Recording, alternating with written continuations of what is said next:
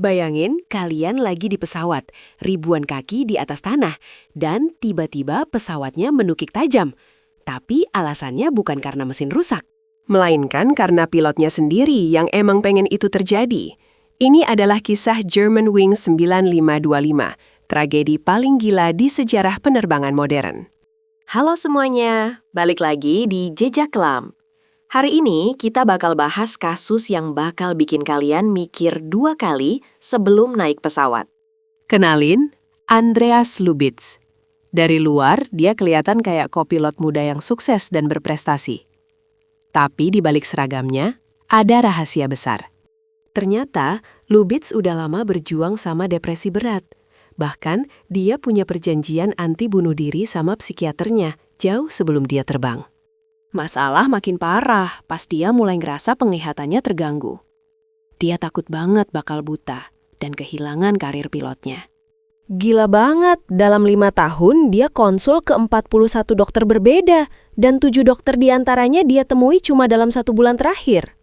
Dokter bahkan udah ngasih surat cuti sakit buat dia, termasuk di hari kejadian. Tapi apa yang dia lakuin? Surat itu disobek-sobek. Dia sembunyiin kondisinya dari maskapai. Dia tetap berangkat kerja seolah nggak ada apa-apa. Ini awal dari bencana itu. 24 Maret 2015, pesawat Airbus A320 lepas landas dari Barcelona menuju Düsseldorf dengan 150 orang di dalamnya. Awalnya semua normal. Kapten Patrick Sondenheimer dan Lubitz ngobrol santai kayak biasanya. Nggak ada firasat buruk sama sekali. Pas pesawat nyampe ketinggian 38.000 kaki, Kapten Patrick izin ke toilet. Dia titipin kendali penuh ke Lubitz. Begitu pintu kokpit ketutup, klik. Lubitz sendirian.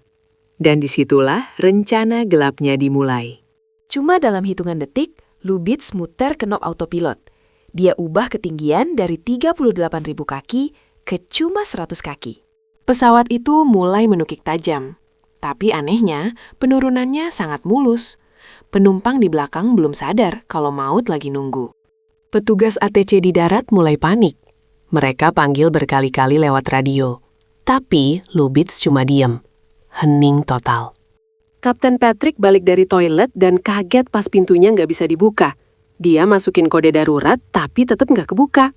Ternyata Lubitz secara manual ngunci pintunya dari dalam. Dia ngeblok semua akses masuk. Kapten terkunci di luar.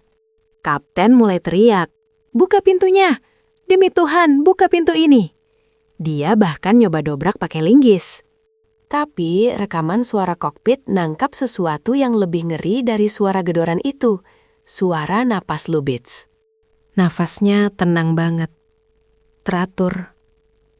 Dia nggak ngomong satu kata pun. Nggak nangis. Nggak teriak. Dia cuma nunggu.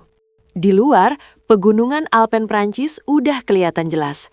Alarm pesawat mulai teriak, "Terrain, terrain, pull up." Baru di detik-detik terakhir, jeritan penumpang kedengeran. Mereka sadar kalau gunung ada tepat di depan mata. Pukul 10.41, dengan kecepatan 700 km per jam, pesawat itu nabrak lereng gunung. 150 nyawa hilang seketika. Dunia syok. Awalnya orang ngira ini terorisme atau kecelakaan teknis. Tapi bukti kotak hitam ceritain hal yang beda. Gak ada kerusakan mesin. Ini adalah tindakan sengaja. Tapi pertanyaannya, gimana sistem bisa kecolongan? Ternyata ada konflik antara privasi medis dan keselamatan.